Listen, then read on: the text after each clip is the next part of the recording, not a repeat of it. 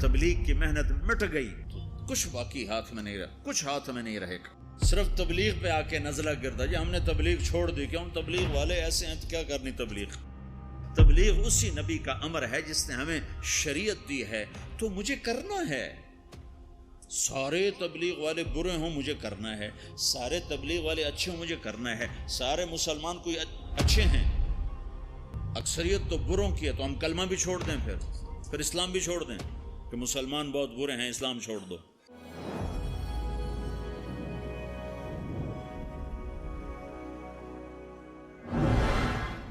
اور دوسری چیز جو میرے نبی کی زندگی میں وہ دعوت الی اللہ ہے، وہ یہ تبلیغ ہے، یہ تبلیغ ہے جو میرے نبی نے آخری حج میں آپ نے 9 تاریخ کو میدان عرفات میں فرمایا، نظر اللہ امرأ سمع مقالتی فوعاها ثم اداها كما سمعها فرب مبلغ اوعى من سامع۔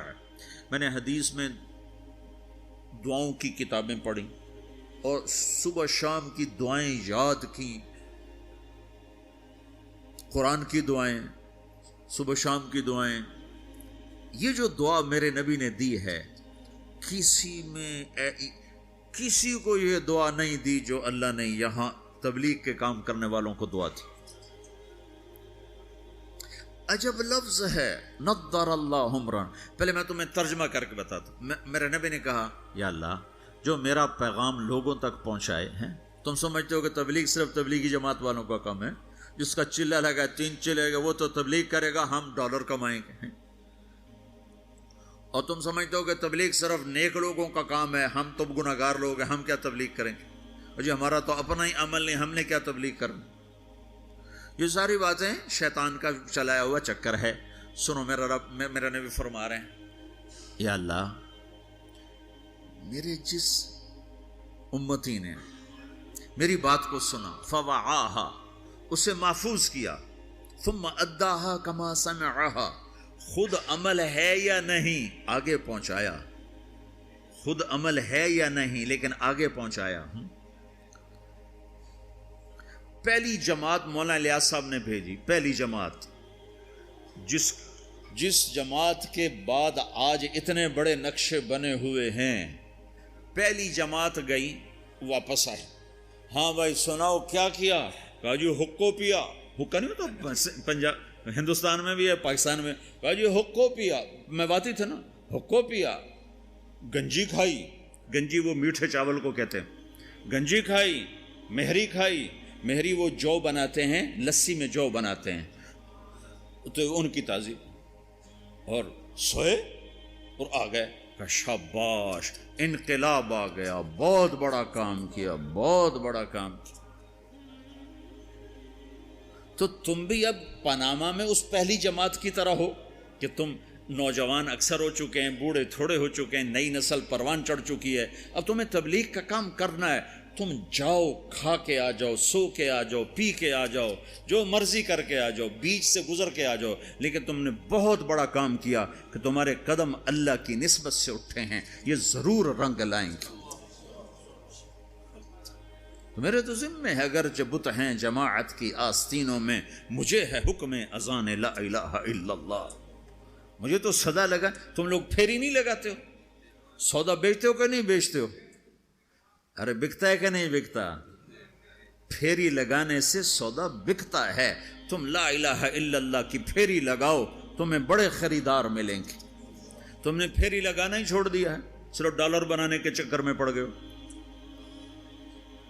یہ ہمارا کام ہے، یہ ہماری ذمہ داری ہے، تبلیغی جماعت نہیں۔ محمد مصطفیٰ صلی اللہ علیہ وسلم میدان عرفات میں کہہ رہے ہیں، نضر اللہ امرأ سمع مقالتی فوعاها ثم اداها كما سمعها فرب مبلغ اوعى من سامع۔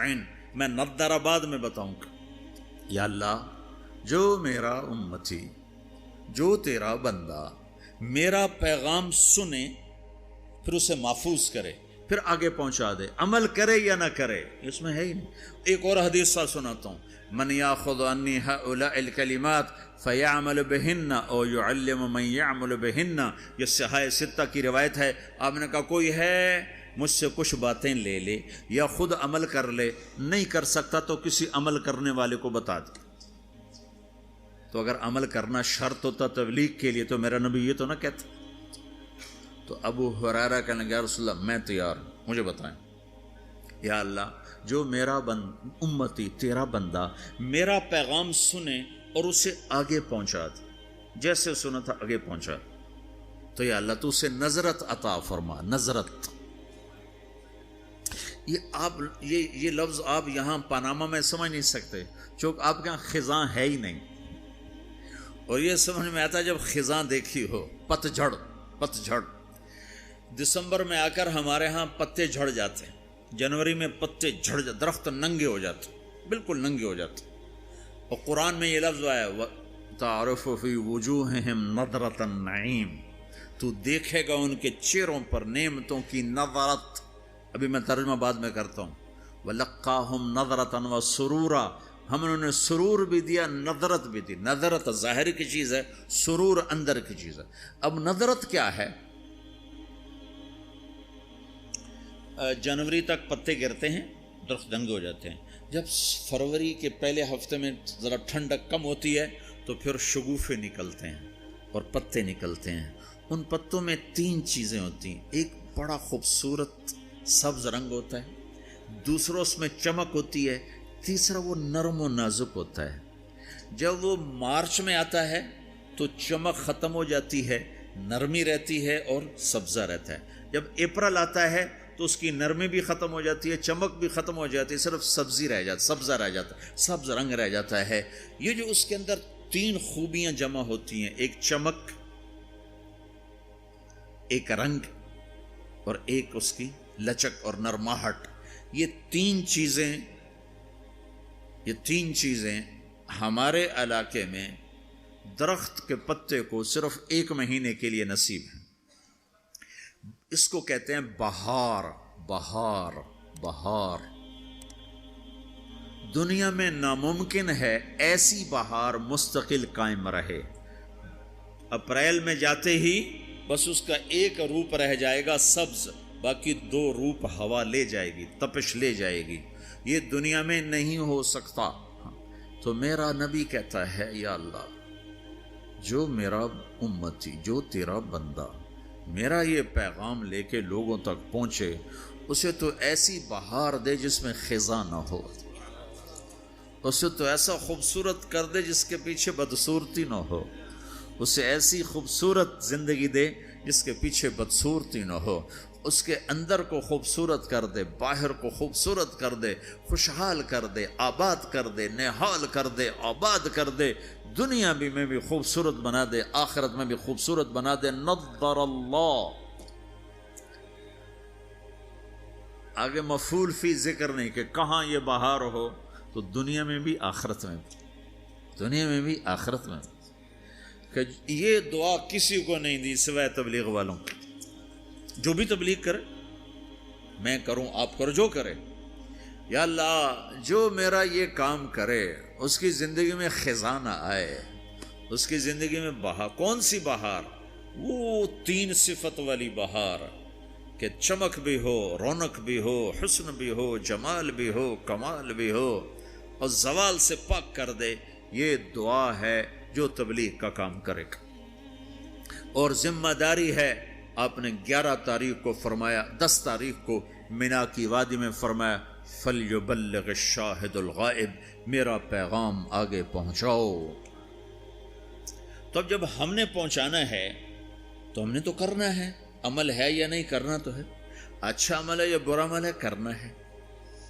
پھر دوسری بات یہ ہے، پتہ نہیں کس کی تو فعل اللہ تعالیٰ ہماری بھی بخشش کر دے، جنت میں لوگ جا رہے ہوں گے اور ادھر مجرم کھڑے ہوں گے، جہنم والے کھڑے ہوں گے، تو جنت میں لوگ جا رہے ہوں گے، تو جہنم کی صفوں میں سے ایک آدمی کہے گا بھائی صاحب، ایک جنت ہوگا، بھائی صاحب، تو کھڑا ہو جائے گا، آپ نے مجھے پہچانا؟ کہے گا نہیں۔ کہا میں نے دنیا میں آپ کو وضو کی ضرورت تھی تو میں نے آپ کو وضو کا پانی دیا تھا، یا یوں آتا ہے میں نے آپ کو پیاس تھی، میں نے آپ کو پانی پلایا تھا، یاد آیا؟ کہا ہاں یاد آیا۔ کہا دیکھو میری جہنم کا فیصلہ ہو گیا ہے، میری سفارش تو کر دو۔ تو وہ کہے گا یا اللہ یہ تیرے اس بندے نے میرے اوپر ایک احسان کیا ہے، مجھے یاد دلایا ہے، میرا جی نہیں چاہ رہا کہ میں اس کے بغیر جنت میں جاؤں، اللہ اس سے بھی میرے ساتھ کر دے، تو اللہ فرمائے گا چل تو لے جا، تیرے پیچھے اس کو بھی کر دیتا ہوں، ٹھیک ہے۔ میری ساری تبلیغ مردود ہوگی، شہرت لے گئی، واہ واہ لے گئی، ممبر پہ بیٹھنے والا یہ نہیں کہہ سکتا کہ میں اللہ کے لیے کہہ رہا ہوں۔ میں تمہارے بارے میں قسم کھا سکتا ہوں کہ تم سب اللہ کو راضی کرنے کے لیے آئے بیٹھے ہو، میں اپنے بارے میں نہیں کہہ سکتا کہ میں اللہ کے لیے تم سے بات کر رہا ہوں۔ میں موت پہ مجھے پتہ چلے گا کہ یہ مردود تھا یا مقبول ہے، یہ شہرت کا افسانہ تھا یا دین کی محنت تھی، یہ موت پہ پتہ چلے گا، اس سے پہلے مجھے کچھ پتہ نہیں۔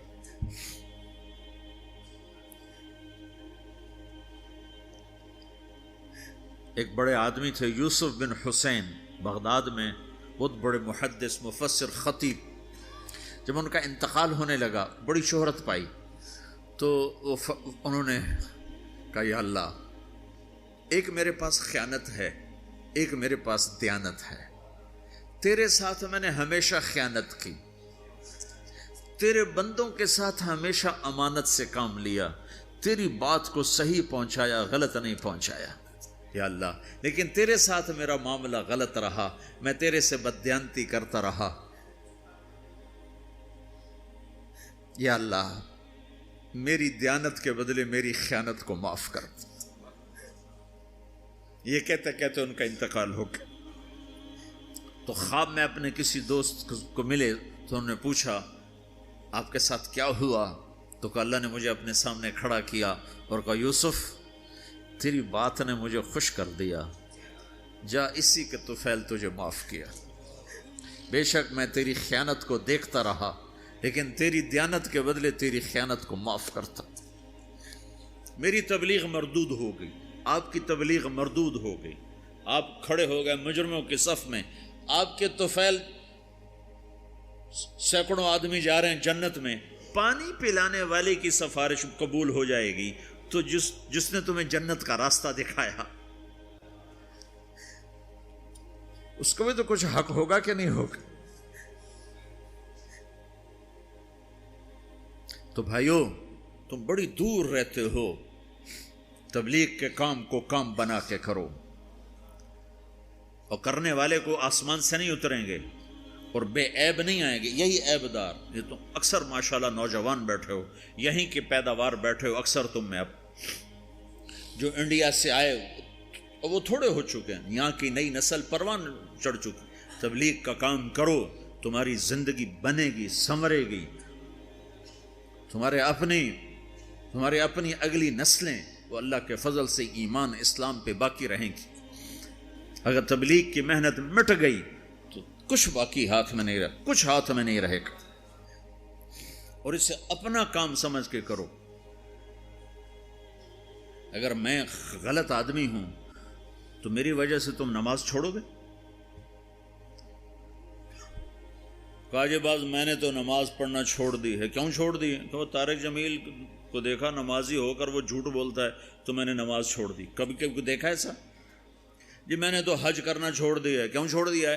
کہ وہ حاجی صاحب حج کر کے بھی وہ ہیرا پھیری کرتا تو میں نے حج چھوڑ دیا۔ کبھی کوئی ایسا پاگل دیکھا ہے؟ صرف تبلیغ پہ آ کے نزلہ گرتا جی ہم نے تبلیغ چھوڑ دی۔ کیوں؟ تبلیغ والے ایسے ہیں تو کیا کرنی تبلیغ؟ اگر تو تبلیغ طارق جمیل کی ہے پھر تو مجھے تولو کہ اگر میں ٹھیک ہوں تو کرو، میں غلط ہوں تو چھوڑ دو۔ لیکن جب تبلیغ بھی اسی رب کا حکم ہے جس نے نماز کا حکم دیا، تبلیغ اسی رب کا حکم ہے جس نے روزے کا حکم دیا، تبلیغ اسی نبی کا امر ہے جس نے ہمیں شریعت دی ہے، تو مجھے کرنا ہے۔ سارے تبلیغ والے برے ہوں مجھے کرنا ہے، سارے تبلیغ والے اچھے ہوں مجھے کرنا ہے، سارے مسلمان کوئی اچھے ہیں، اکثریت تو بروں کی ہے، تو ہم کلمہ بھی چھوڑ دیں، پھر اسلام بھی چھوڑ دیں کہ مسلمان بہت برے ہیں اسلام چھوڑ دو۔ میں مطلب یہ دعویٰ تو نہیں کرتا ہوں، ہدایت اللہ کے ہاتھ میں ہے۔ جتنے بیرون ملک گئے مسلمان، اگر ان کے اخلاق ہوتے میرے نبی والے تو اسلام یوں پھیلتا جیسے صبح صادق کی روشنی پھیلتی۔ تو ہماری بد اخلاقی نے ہمیں تباہ کر دی. تو کسی کی برائی سے حکم تھوڑے چھوڑا جاتا ہے.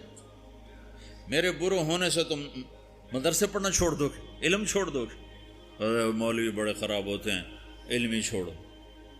نمازی بڑے خراب ہیں, داڑھی والے دیکھو داڑھی رکھ کے جھوٹ بول, لہٰذا داڑھی منڈا دو. تو اب تو تم نے دو گناہ کر دی, ایک جھوٹ بولنے کا, ایک داڑھی منڈانے کا.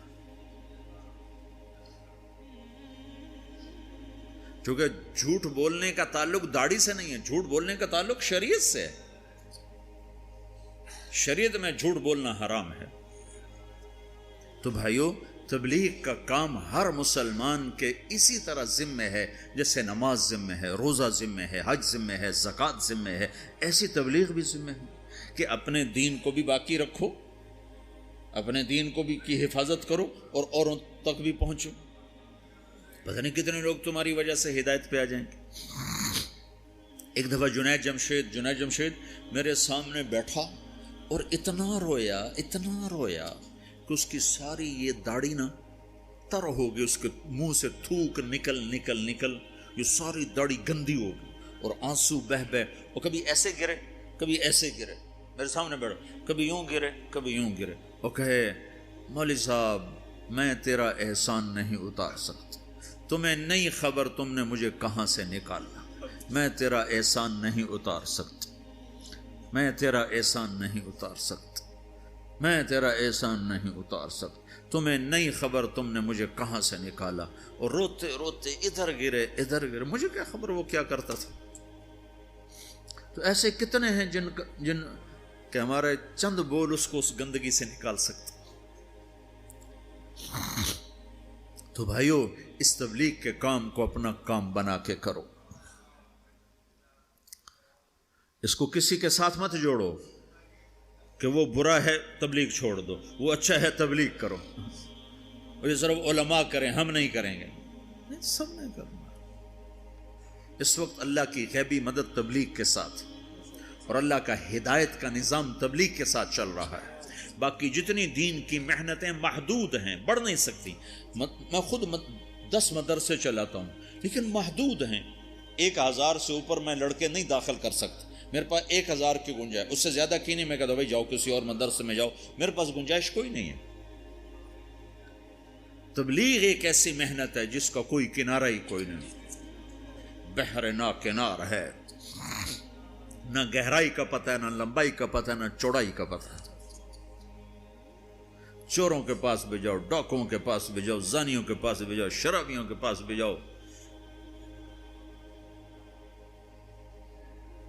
ہمارے علاقے میں ایک وہ طوائفوں کا اڈا ہے, وہاں پہنچو. طوائفوں کو جمع کیا, انہوں نے میں نے بیان کیا, تو اس میں کوئی 10-12 لڑکیوں نے توبہ کی جو ناچنے کے لیے دبئی آتی تھی. اگلے دن ایک لڑکی تو اڈا چھوڑ کے بھاگ گئی اور اپنے رشتہ داروں کے پاس چلی گئی کہ مجھے پناہ دو, میں اس گندے کام سے توبہ کر چکی. 3 دن کے بعد ایک لڑکی میرے گھر پہنچ گئی, میرے گھر, فوزیہ اس کا نام, کہ مولانا میری جان بچاؤ, میرے بھائیوں نے مار کے مجھے میرا سر پھاڑ دیا ہے, وہ کہتے ہیں تمہیں یہی کام کرنا ہے, ہمیں روٹی کما کے دو. اور میں نے ان سے کہا ہے میرے ٹکڑے ٹکڑے کر دو, میں یہ گندا کام نہیں کروں.